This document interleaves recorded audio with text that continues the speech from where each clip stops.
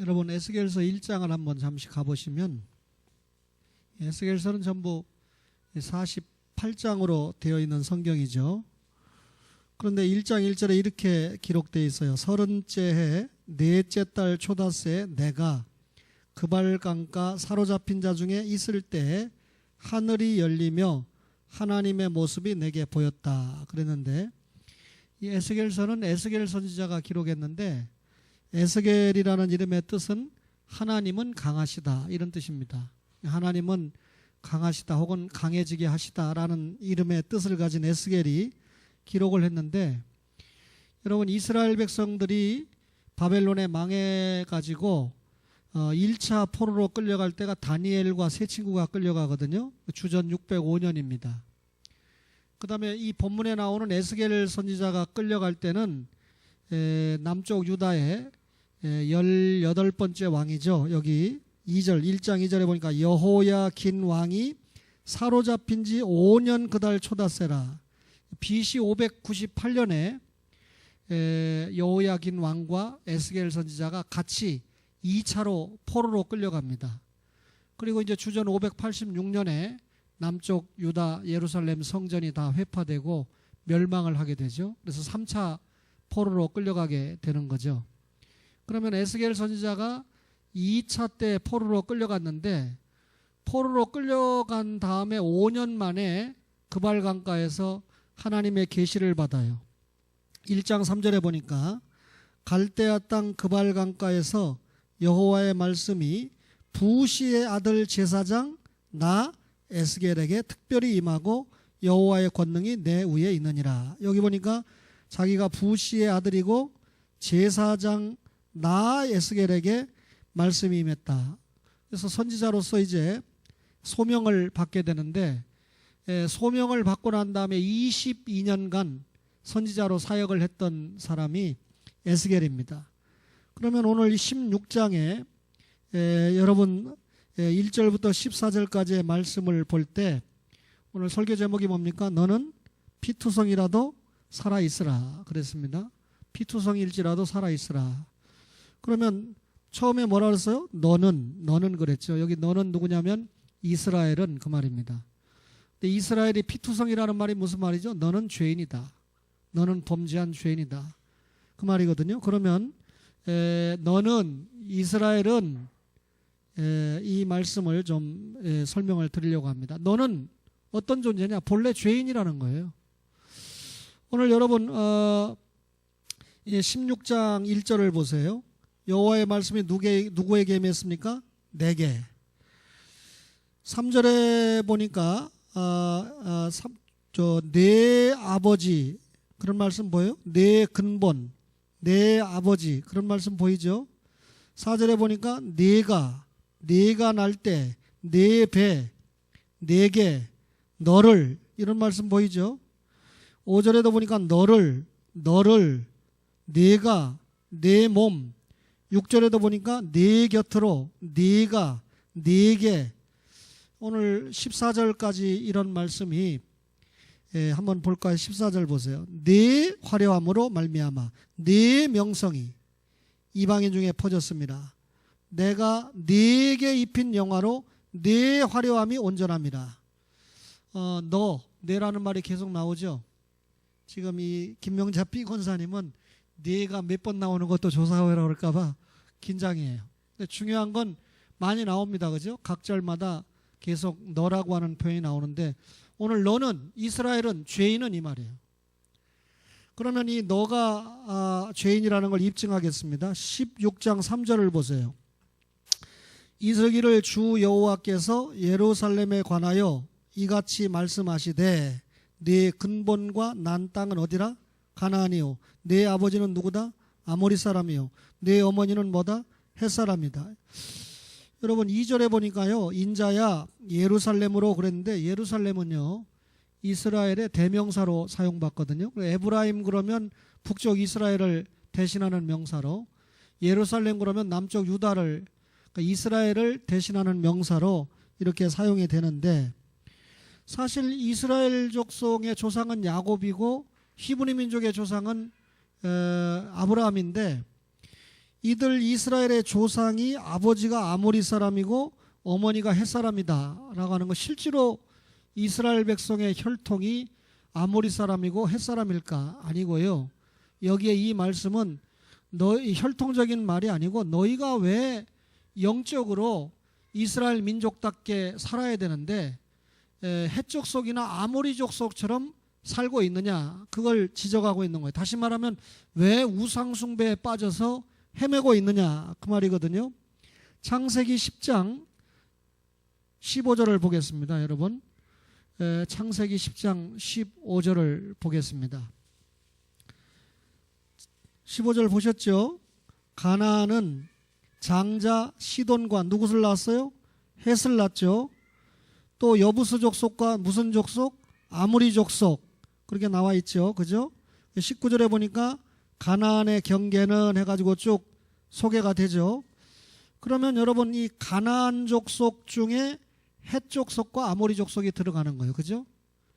그러면 여러분, 이 가나안 족속들이 우리가 성경을 통해서 볼 때 가장 주로 섬기는 신이 누구냐면 바알 신입니다. 뒤에 문을 닫아주면 필리핀 예배하고 우리가 구별이 되겠습니다. 바알을 섬겼는데 이 바알 신을 섬기는 자들의 특징이, 이 바알 크데심, 창녀라고 하는 뜻인데, 여러분 신명기 23장 17절 나중에 찾아보세요. 신명기 23장 17절을 보면 바알 신들이 음란합니다. 그 다음에 이 바알 신이 또 하나의 특징이 신명기 12장 31절에 보면 유아희생, 어린 아이를 제물로 드리는 그런 아주 잔인한 종교죠. 그러니까 음행 종교고 잔인한 종교가 바알 종교라고 할 수 있는데, 이렇게 헷 족속과 아모리 족속은 바알 신을 주신으로 섬기고 있습니다. 근데 오늘 에스겔 선지자를 통해서 하나님이 뭐라고 합니까? 네 근본과 난 땅이 가나안이고 네 아버지는 아모리 사람이고 네 어머니는 헷 사람이다 라고 하는 말은 이들이 우상을 섬기는 죄를 범하고 있다, 이걸 지적한 겁니다. 이스라엘 백성들이 하나님이 가장 싫어하는 거죠. 그러면 여러분, 우리가 이스라엘 백성들이 스스로 구원할 수 있는 힘, 조상들이 어떤 힘이 있거나 영향력이 있는 민족이 아니었습니다. 창세기 13장 7절을 보세요.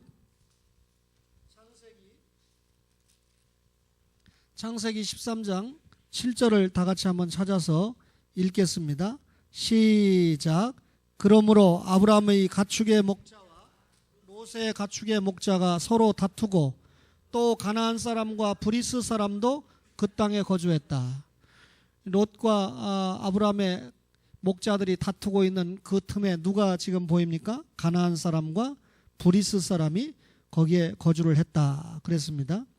그러면 지금 이 아브라함이나 롯이 브리스 사람이나 가나안 족속을 쫓아냈다는 말입니까? 못 쫓아냈다는 말입니까? 쫓아내지 못해서 영향력이 있다는 말입니까? 없다는 말입니까? 없다는 말이죠. 23장 4절을 보세요. 창세기 23장 4절에 보니까 3절을 제가 볼게요. 그 시신 앞에서 아브라함의 부인인 사라가 죽었어요. 그 시신 앞에서 일어나 나가서 무슨 족속에게?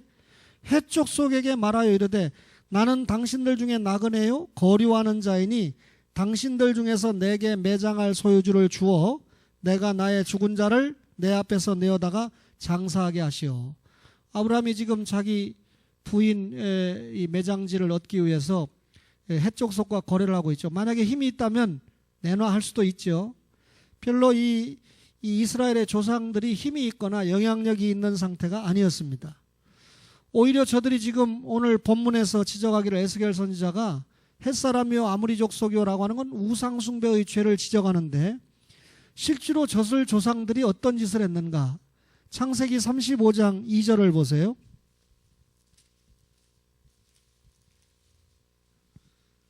창세기 35장에 보면 이제 하나님이 야, 너 베델에 가서 서원을 지켜야지 왜 세겜에서 지키냐? 베델로 올라가라고 1절에 얘기하죠. 하나님이 야곱에게 이르시되 일어나 베델로 올라가라 그러죠. 2절에 보세요. 야곱이 이에 자기 집안 사람과 자기와 함께한 모든 자에게 이르되 너희 중에 있는 뭘 버려라? 이방 신상들을 버리고 자신을 정결하게 하고 너희들의 의복을 바꾸어 입으라. 그러니까 4절 마지막에 보니까 그 모든 것을 세겜 근처 상수리 나무 아래 묻어버리잖아요. 그러면 지금 이 야곱이 그 가족이 뭘 섬기고 있다는 뜻입니까? 우상을 가지고 있고 우상을 섬기고 있었다라고 하는 뜻이죠. 이렇게 이스라엘은 본래가 뭡니까? 죄인이었다 그 말입니다. 그래서 바울 사도가 기록한 에베소 2장 1절 이하에 뭐랍니까? 죄와 허물로 죽었던 너희다. 우상 숭배하고 하나님 말씀 떠나고 죄와 허물이죠. 죽었던 너희다. 별 볼 일 없는 너희다 그 말이죠. 그러면 너는 피투성이라도 살아있어라. 너는 이스라엘은 뭡니까? 본래 죄인이다. 여러분과 저가 원래 죄인이었죠. 원죄 가지고 있었죠. 구원받았는데도 여러분 여전히 죄를 가지고 있죠. 그렇죠? 무슨 죄입니까? 자범죄입니다. 그 다음에 여기 보니까 너는 본래가 죄인일 뿐만 아니라 그 죄의 정도가 어느 정도냐면 죽을 죄인이라는 거예요. 16장 4절을 보세요. 내가 난 것을 말하건대 내가 날 때 내 배꼽줄을 자르지 않았다. 그 아기가 어머니 태 속에서는 태를 통해서 숨쉬죠. 그렇죠?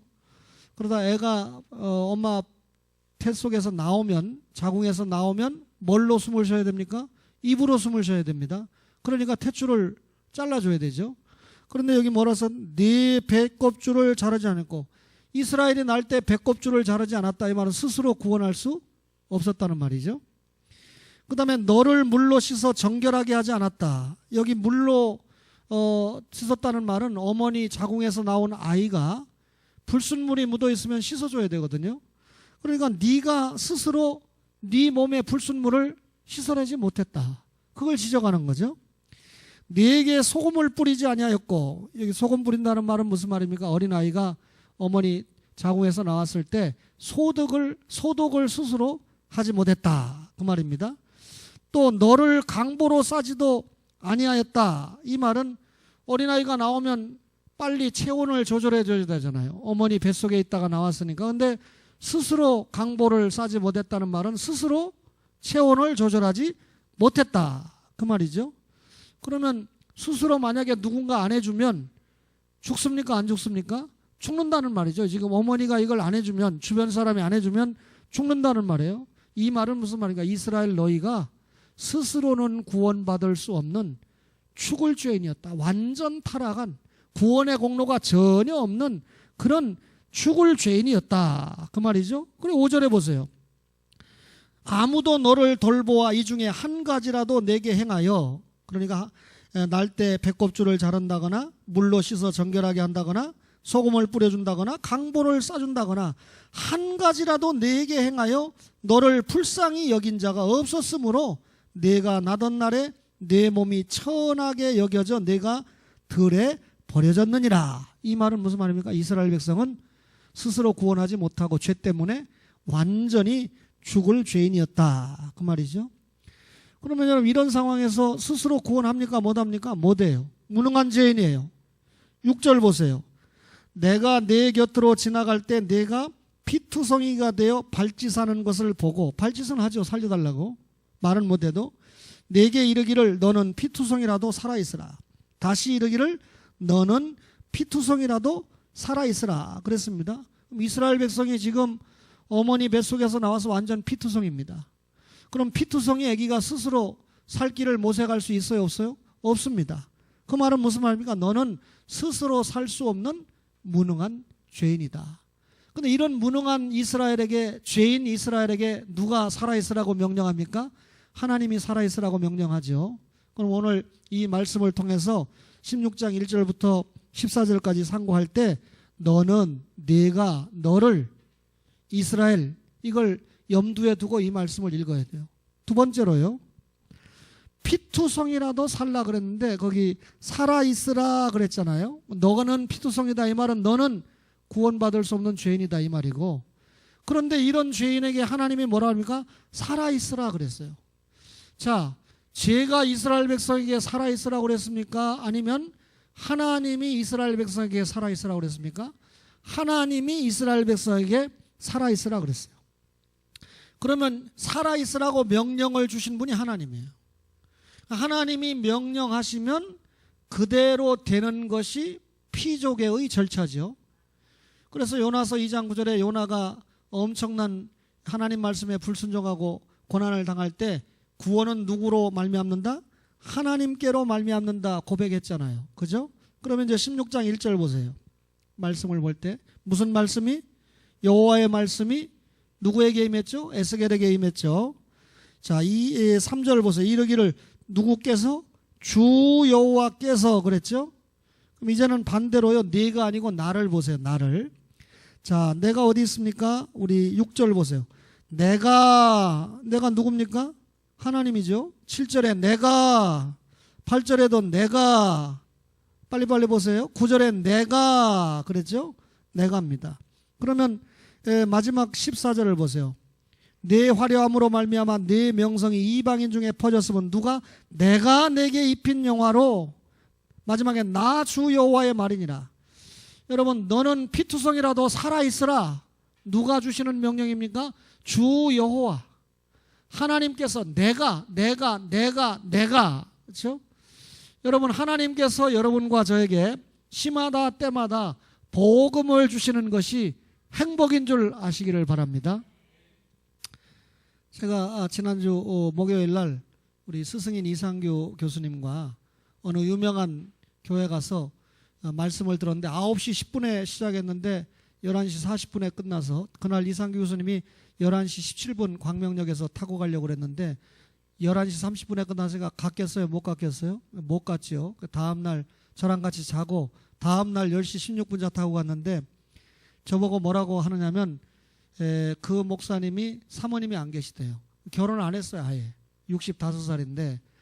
그래서 이 설교 시간이나 뭐 들어보면 별 내용도 없는데 열광하죠. 제가 아직은 기록 안 하겠습니다만 목사님이 저에게, 교수님이 주시는 말씀이 마누라가 없어가지고 통제가 안 된다 이겁니다.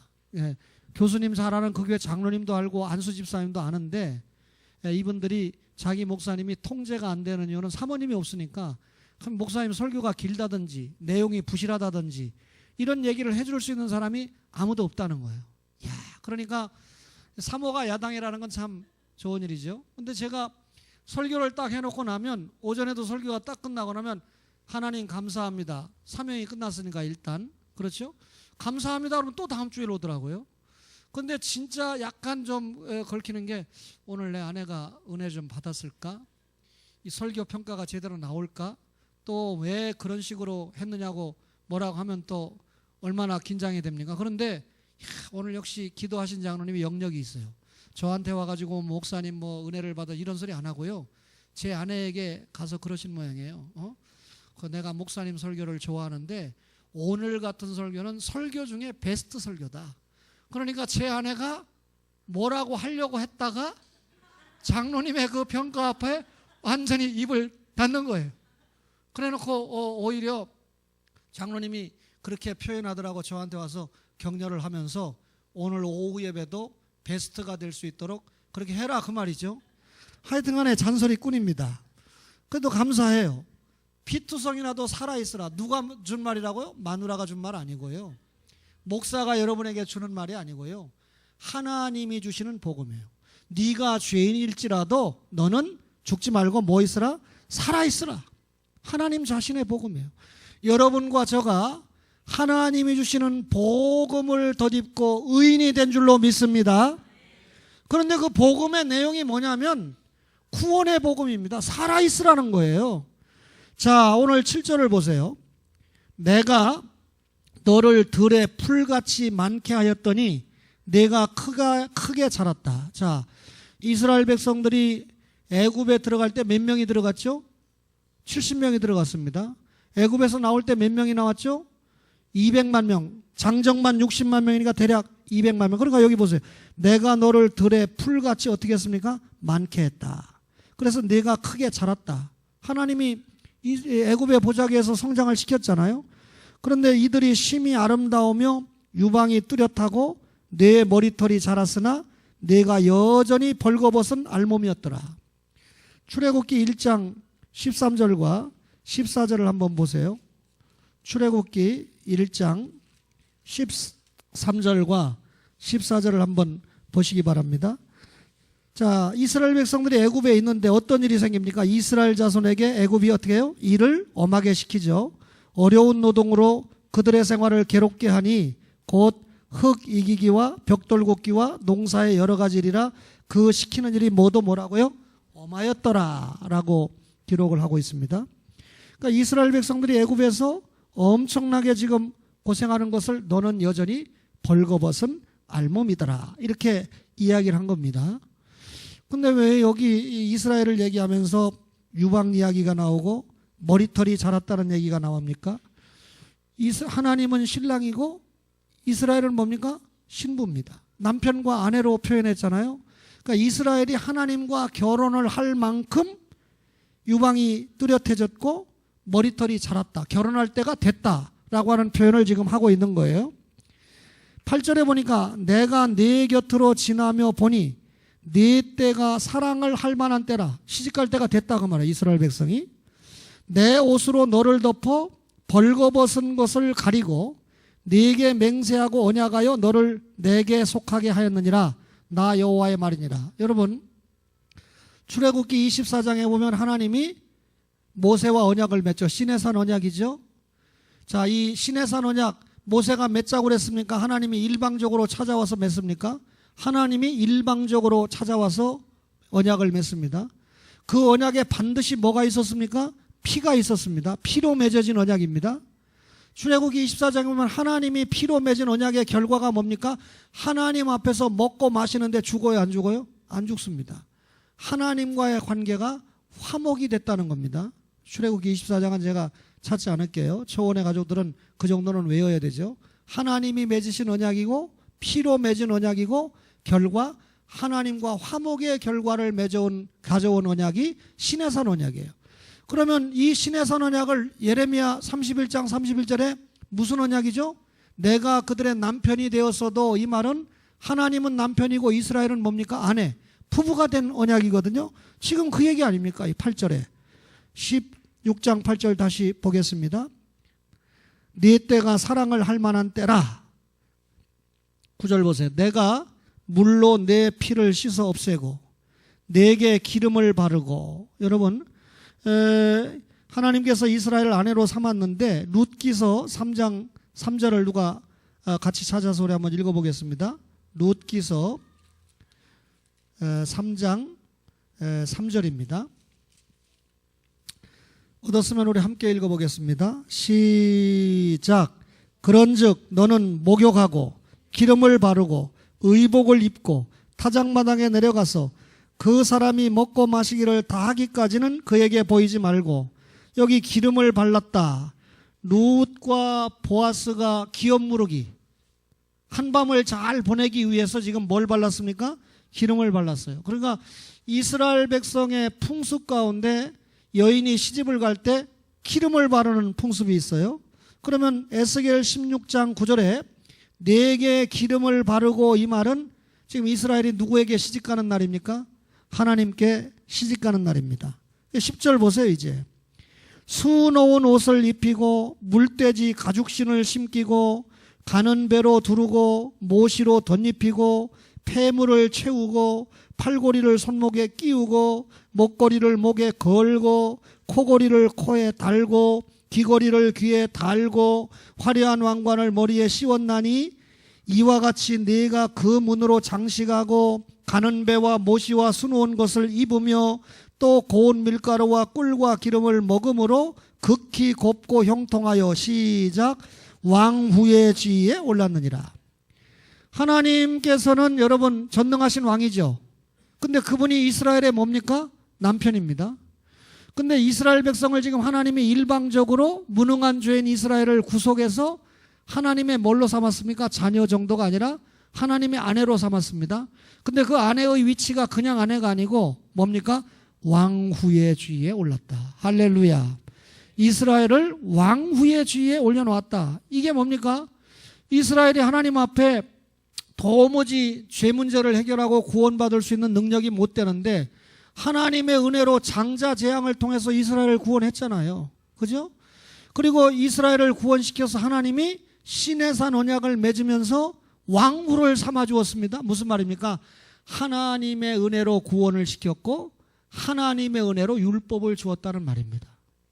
하나님의 은혜로 구원받았는데 구원받은 신자가 제멋대로 사는 게 아니라 구약의 신자들이 하나님의 말씀인 뭐대로 살아야 돼요? 하나님의 법인 율법대로 살아야 된다라고 하는 말씀을 주신 거죠.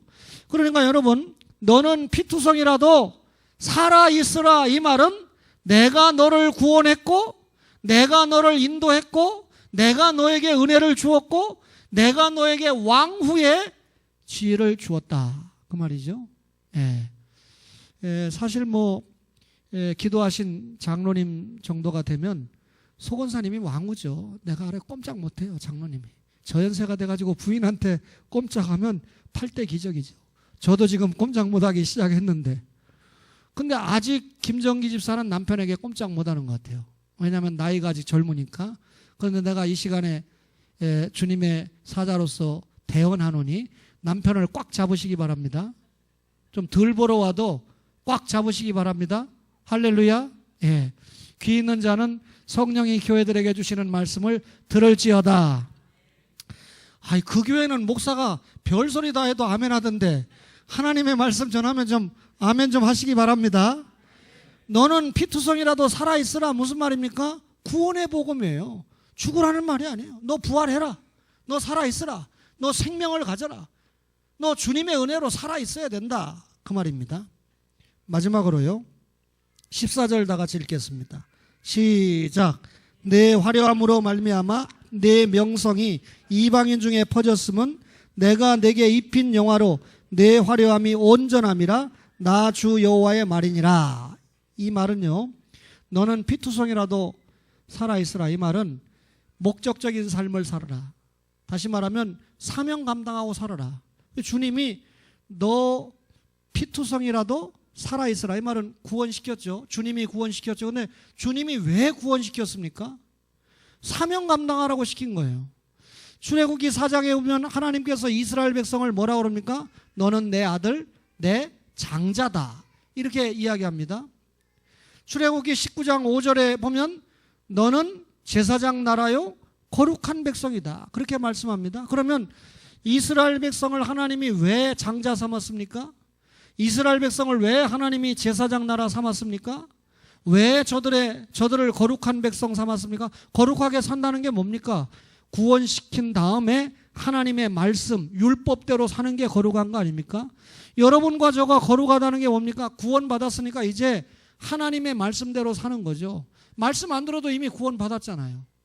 그러니까 여러분, 시마다 때마다 교회 올라와서 주의 종을 통해서 말씀을 듣는 이유가 뭡니까? 우리가 결국 거룩하게 살고, 오전에 말씀한 대로 신자가 거룩한 생활이 뒷받침 안 되는데 아무리 예수 믿으라고 전해봐야 이게 통할 얘기가 아니잖아요. 따라서 우리가 거룩한 생활을 하는 이유는 영적 장자로서의 권위를 가지고 하나님의 말씀을 전하는 사명 감당이거든요. 여기 보니까 내 화려함으로, 왕후가 얼마나 화려합니까? 내 화려함으로 말미암아 내 명성이 이방인 중에 퍼졌다.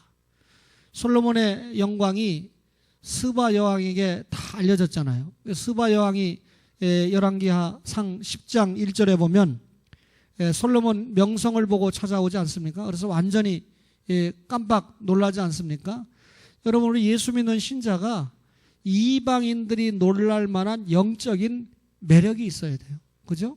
저들에게 감동을 줄 수 있는 언어, 저들에게 감동을 줄 수 있는 생활, 그렇죠? 그게 뭡니까? 희생이죠. 예수 믿는 신자가 맨날 깍쟁이 소리만 듣고, 나는 잘 모르겠는데 세상 사람들이 그런 얘기하죠. 상대가 3번 술 사주면 나도 한 번은 사야 된다. 예수 믿는 신자가 식사를 대접해도 3번 대접하고 한 번 얻어먹을 생각을 해야 되는데 반드시 3번은 얻어먹어야 한 번 살까 말까를 생각해보는 그런 그 신자가 되니까 불신자들이 깍쟁이다, 또 깍쟁이다. 저 부천의 어느 목사님이 자기가 개척한 교회는 아닌데 여러분이 잘 아는 교회 부임을 했는데 뭐 천안 200명 정도 작년 모이던 성도가 지금 700명 정도 모이니까 오히려 후임 목사님 와서 많이 줄은 거죠. 교회가 분열되는 아픔이 있었는데 근데 지금 제너시스를 타고 다닌대요. 제네시스 알죠? 근데 보니까 이분이 무슨 회의를 하는데 안산에 있던 어느 목사님이 여러분이 잘 압니다. 그분이 이 제너시스를 딱 끌고 오니까 자존심 상한 거예요. 그래가지고 어느 목사님을 불러가지고 그 교회 그렇게 쎄? 제너시스 탔대. 근데 왜 이런 얘기가 나왔냐면 어느 목사님이 제 차를 타고 졸업식에 가는데 내가 아반떼 안 끌고 가고 모닝을 끌고 갔거든요. 그랬더니 그 차를 타면서 신 목사님은 가급적인 기름값 아끼고 이렇게 해서 선교하려고 애를 쓰는데 그 목사님은 좀 그렇다라는 얘기를 한 거죠. 거시기하다는 얘기를 한 거죠. 제너시스를 타는 거예요. 교회 재정이 어렵다고 부교육자 다 내보내고. 그러니까 제너시스가 얼마인지는 내가 잘 모르겠습니다. 근데 부천에 계신 목사님이 좀 자존심이 상해서 한 말인데 저한테 들려온 말인데 제가 참 그 말을 들으면서 감사하다. 모닝보다 더 약한 차 이제 사야 되겠어요. 제 마음에. 여러분 무슨 얘기하다 얘기합니까? 제너시스를 타든지 뭐를 타든지 목사의 기본적인 사명이 뭡니까? 복음 전하는 거 아닙니까? 그러면 복음 전하는 데 합당한 삶을 살아야 되는데 우리 교회 장로님들은 바꿈는 장로님 없어요. 그런데 내가 확실하게 지금 얘기하는데 두 교회 장로님들 가운데 거지가 절반입니다. 한번 가서 조사해 보세요. 이상철 목사님 반드시 조사해가지고 통계를 알려주세요.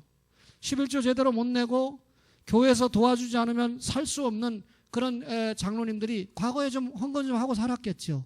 사업 안 되고 망하고 그래서 차는 그만두고 지금 걸어 댕겨야 될 그런 장로님들인데 그런 장로님들과 함께 주회를 하면서 저는 용서하세요. 제너시스를 타고 있다.